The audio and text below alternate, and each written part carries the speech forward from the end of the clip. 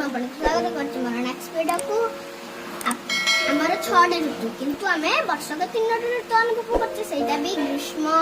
वर्षा आ शीत।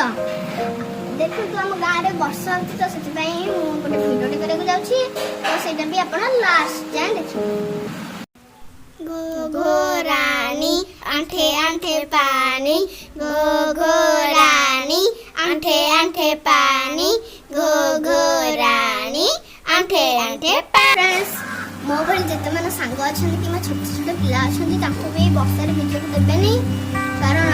जी समय भिजिया कथा से भिजिबे बेसी भिजिले आपन देह खराब हम आ ज्वर काश सर्दी झाड़ा हम एवं करोना समय चलती तो से बेसी भिजिया दिंतुनी आमर बहुत क्षति हम।